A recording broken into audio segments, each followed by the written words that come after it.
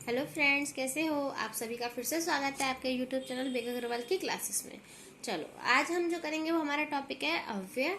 ठीक है, मैंने इससे पहले आपको क्रिया और काल का टॉपिक करा चुकी हूँ। आज जो हमारा टॉपिक है वो है अव्यय। अब हम पढ़ते हैं अव्यय का मतलब क्या है, शाब्दिक अर्थ क्या है इसका। अव्यय का मतलब होता है जो व्यय ना हो, व्यय का मतलब जो खर्च ना हो, बेकार ना हो। ठीक है, अव्यय उसे हम क्या कहते हैं, जो व्यय न हो उसे हम अव्यय बोलते हैं, जिनके रूप में लिंग, वचन, पुरुष, कारक, काल आदि की वजह से कोई परिवर्तन नहीं होता उसे अव्यय कहते हैं। मीन्स किसी भी लिंग, वचन, पुरुष, कारक, काल की वजह से कोई भी परिवर्तन ना हो उसे हम अव्यय कहते हैं। अव्यय हर स्थिति में अपने मूल रूप में रहते हैं।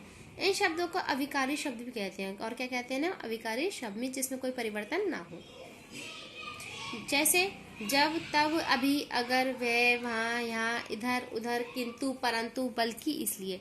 तो ये सब क्या होते हैं, हमारे अविकारी शब्द होते हैं। इनको हम सेंटेंस में कैसे यूज करते हैं, ये देखो। वह यहाँ से चला गया। अब यहाँ जो ये हमारा यहाँ पे ये अव्यय है, तो मैं ये बोलूंगी वह यहाँ से चली गई, ये वह यहाँ से चले गए, वे यहाँ से चले गए। तो तीनों में देखो, लिंग बदला मैंने तब भी इसमें कोई परिवर्तन नहीं आया, वचन बदला तब भी इसमें कोई परिवर्तन नहीं आया। तो लिंग, वचन, ठीक है, पुरुष, कारक, इन सब से हमारे पास अव्यय में कोई भी अंतर नहीं आता, उसे हम अव्यय कहते हैं। ठीक है, तो क्लियर है ये अव्यय क्या होता है। और देखो, राजू प्रतिदिन पढ़ता है, तो यहाँ प्रतिदिन क्या हो गया हमारा अव्यय। अव्यय के भेद होते हैं, के 5 भेद होते हैं अव्यय के। पहला क्रिया विशेषण अव्यय, संबंध बोधक अव्यय, समुच्चय बोधक अव्यय, विस्मयादि बोधक अव्यय, निपात अव्यय। इनको हम एक एक करके डिटेल से पढ़ेंगे, आपको बिल्कुल क्लियर हो जाएगा क्या होता है ये। सबसे पहले आता है क्रिया विशेषण अव्यय।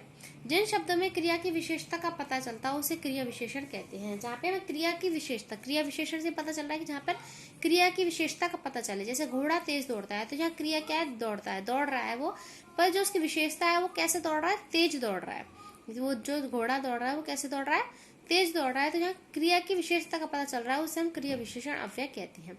बच्चे धीरे धीरे चल रहे हैं, चलना यहाँ क्रिया हो गया, पर चल कैसे रहे हैं, धीरे धीरे। तो यहाँ जो क्रिया हो गया वो चल हो गया, विशेषता क्या हो गया हमारे पास, धीरे धीरे, ये हमारा अव्यय हो गया। ठीक है, सुमन सुंदर लिखती है, लिखना क्रिया हो गया, पर जो उसकी विशेषता है वो क्या हो गई हमारी, सुंदर। सुमन कैसा लिख रही है, सुंदर लिख रही है, इसकी विशेषता बताया गया। तो ये हो गया हमारा क्रिया विशेषण अव्यय।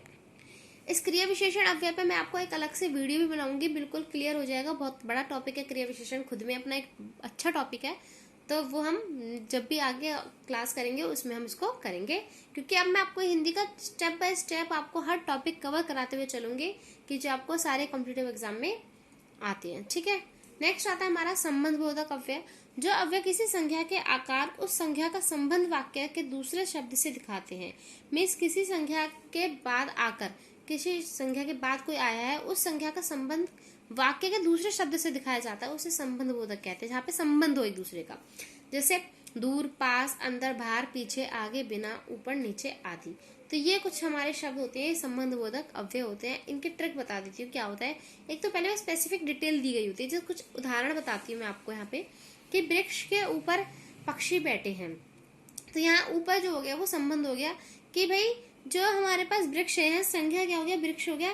तो वृक्ष के ऊपर पक्षी, इनका संबंध किससे, कि वो पक्षी कहाँ बैठे हैं, ऊपर बैठे हैं हमारे पास। तो वृक्ष के ऊपर जो पक्षी है वो यहाँ पे संबंध किससे दिखाया है, ऊपर से दिखाया है। तो ये कुछ शब्द हैं, इनके ट्रिक मैं आपको बताती हूँ क्या करना है। देखो, हमारे एक सिंपल सी बात है, मैं तुम्हें एक कहानी सुनाती हूँ आपको। ठीक है, उस कहानी को सुनना, आपको सारे शब्द उसके अंदर आ जाएंगे। अब मान लो एक संबंधी है, मतलब रिश्तेदार आया भाई, दूर का रिश्तेदार आया। ठीक है, अब दूर का आया है भाई, बाहर से आया है, वो बाहर से आया है, तो हम उसको क्या करेंगे, ठीक है, बाहर बाहर है, बाहर से अंदर लिया है, फिर हम कहेंगे चलो ऊपर ले चलते हैं, दिखाते हैं आपको। ठीक है, फिर उससे बोलेंगे आगे चलो। ठीक है भाई, इस तरह से अब इनका क्या कर देंगे, हम विलोम कर देंगे, दूर का पास, बाहर का अंदर, ऊपर का नीचे, आगे का पीछे। तो ये कुछ शब्द हमारे पास जो हमारे संबंध को दर्शाते हैं। आगे देखो, धन के बिना कोई काम नहीं होता। तो भाई यहाँ संबंध किसका है, धन के बिना। तो बिना मतलब यहाँ हमारा संबंध दिखाती है कि धन के बिना कोई काम नहीं होता, ये हमारा संबंध है। मकान के पीछे गली है, तो संबंध किसका है, पीछे, मकान के पीछे गली है। जो गली है मकान के बीच में, संबंध किससे आ गया, पीछे से आ गया। मैं पूजा से पहले स्नान करती हूँ, तो पूजा और स्नान के बीच में संबंध किससे जोड़ दिया, उसको पहले से। राम भोजन के बाद जाएगा, तो राम जो भोजन करेगा जाएगा, कब जाएगा, उसके बाद जाएगा। क्लियर है। नेक्स्ट आता है हमारे पास समुच्चय बोधक अव्यय। जो शब्द दो शब्दों, वाक्यों और वाक्यांशों को जोड़ते हैं, जो शब्द दो शब्दों या वाक्यों या वाक्यांशों को जोड़ते हैं उन्हें समुच्चय बोधक अव्यय कहते हैं। इन्हें योजक भी कहा जाता है क्योंकि वे जोड़ रहे वो एक दूसरे को। ये शब्द दो वाक्यों को परस्पर जोड़ते हैं। जैसे कौन कौन से होते हैं हमारे पास समुच्चय बोधक अव्यय, कौन कौन शब्द होते हैं? और, तथा, लेकिन, मगर, व, किंतु, परंतु, इसलिए, इस कारण, अतः, क्योंकि, ये सब हमारे क्या होते हैं? समुच्चय बोधक, जो वाक्यों को क्या करते हैं? मिलाते हैं, जोड़ते हैं। जैसे आंधी आई और पानी बरसा, तो यहाँ जो और हो गया हमारा समुच्चय बोधक अव्यय हो गया कि ये दोनों वाक्यों का, आंधी आई पानी बरसा, इन दोनों को क्या करा? और से जोड़ दिया। मंजुला पढ़ने में तो तेज है परंतु शरीर से कमजोर है, तो यहाँ तेज भी है और शरीर से कमजोर है, पर इसको किससे जोड़ा है? परंतु से। तुम जाओगे कि मैं जाऊं, तो तुम जाओगे कि मैं जाऊं, तो यहाँ पे क्या है कि यहाँ पे एक समुच्चय बोधक अव्यय हो गया। मैं पटना आना चाहता था लेकिन आ ना सका, तो वो आना चाहता था, आ ना सका, तो यहाँ पे किससे जोड़ दिया? लेकिन से। तुम जाओगे या वह जाएगा, तो यहाँ क्या है? तुम जाओगे, वह जाएगा, तो किससे जोड़ा? इसको या से। कितना इजी है ना समुच्चय बोधक। गीता गाती है और मीना नाचती है, तो किससे जोड़ दिया इसको? और से। विस्मयादि बोधक अव्यय, जिन अव्यय शब्दों में हर्ष, शोक, गिलानी, लज्जा, घृणा, दुख, आश्चर्य आदि के भाव का पता चलता है उन्हें विस्मयादि बोधक अव्यय कहते हैं। आप कर चुके विस्मयादि बोधक सिंपल। हाय वह चल बसा, आह क्या स्वाद है, अरे तुम क्या कैसे हो, छी छी ये है गंदगी। जहाँ पे क्या हो? हर्ष हो, शोक हो, गिलानी हो, लज्जा हो, घृणा हो, दुख हो, आश्चर्य, ये सब हो, तो वह विस्मयादि बोधक अव्यय होता है। अब आता है नेक्स्ट निपात अव्यय। ये आपने नहीं पढ़ा होगा, इसको देखते हैं क्या होता है। जो वाक्य में नवीनता या चमत्कार उत्पन्न करते हैं, जो वाक्य में नई चीज लाते हैं, चमत्कार उत्पन्न करते हैं, उन्हें निपात अव्यय कहते हैं। जो अव्यय शब्द किसी शब्द या पद के पीछे लगाकर उसके अर्थ में विशेष बल लाते हैं उन्हें निपात अव्यय कहते हैं। इसे अवधारक शब्द भी कहते हैं। हमारे पास इंपॉर्टेंट क्या है? इसे कौन शब्द कहते हैं? अवधारक शब्द भी कहते हैं।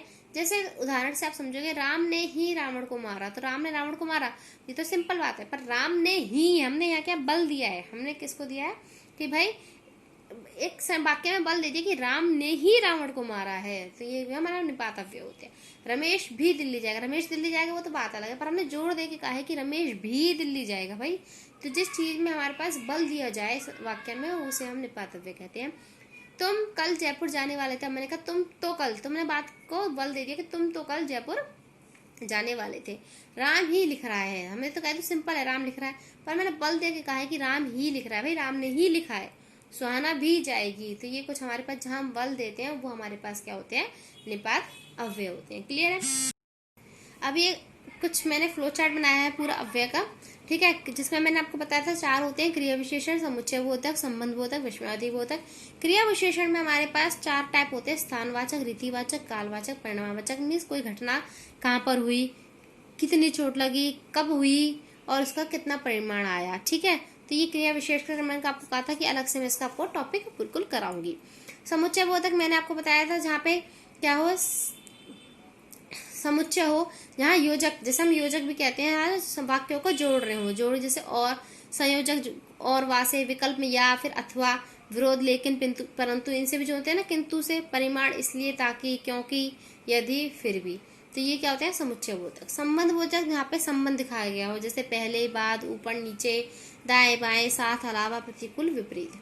विस्मयादि बोधक जहाँ पे हर्षोल्लास, अरे क्या, वह, आह, हाय, उफ, छी, सावधान, बापरे जी, तो यहाँ विस्मयादि बोधक जहाँ हर्ष, शोक, ग्लानि ये सब दिखाई गई हो वो विस्मयादि बोधक अव्यय होते हैं। तो क्लियर है? ये अव्यय बहुत छोटा टॉपिक है, बहुत इजी टॉपिक है, इसमें कोई दिक्कत नहीं है। अगर कोई भी दिक्कत है तो प्लीज मुझे कमेंट बॉक्स में कमेंट करें, ठीक है। और प्लीज वीडियो को लाइक, शेयर, सब्सक्राइब करें।